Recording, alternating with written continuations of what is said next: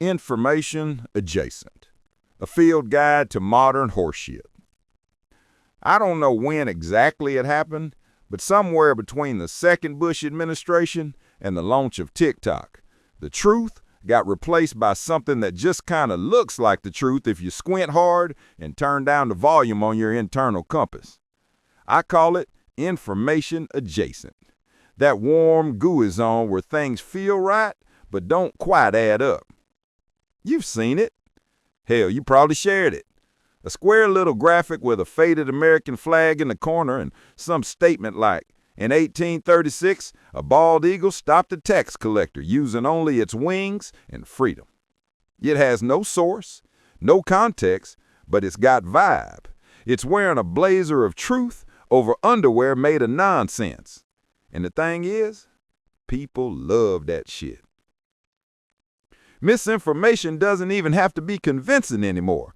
It just has to hit the emotional sweet spot. That's the real trip. It's not about logic, it's about flavor. It's fast food for fear. You're not reading anymore, you're snacking. You're chasing that first little dopamine squirt that says, see, I was right to be pissed off. We live in a time when anyone with an internet connection and a Wi-Fi enabled skull can broadcast opinions directly into the collective bloodstream.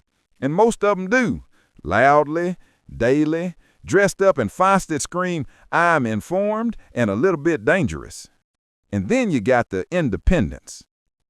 God bless them. Not all of them, but you know the type.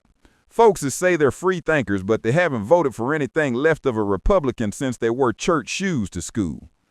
They'll tell you they're in the middle, but if you ask them what that means, it's usually something like, I think everyone's wrong except for this one guy who keeps talking about silver-backed currency and how oatmeal cures the flu. The truth these days isn't just contested, it's been syndicated. People pick it out like produce. They want it organic, locally sourced, and aligned with their vibe.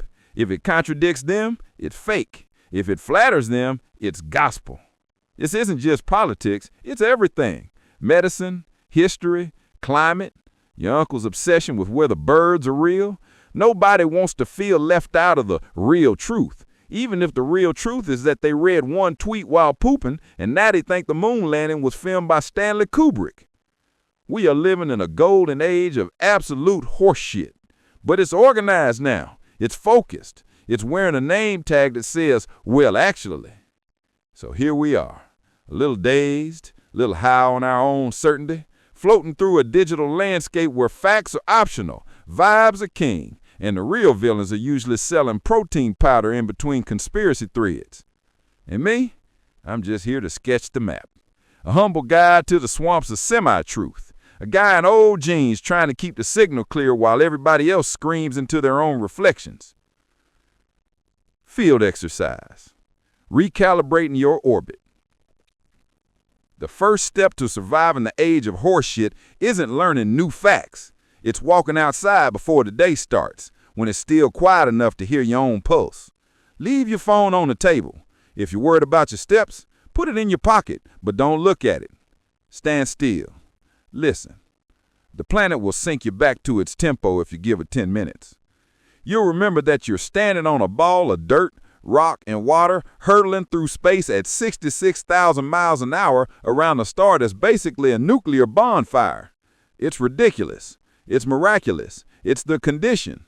When you feel that, you realize how small the little squares of online argument are. Memes, slogans, conspiracies, they're just digital gnats. They sting for a second, then die.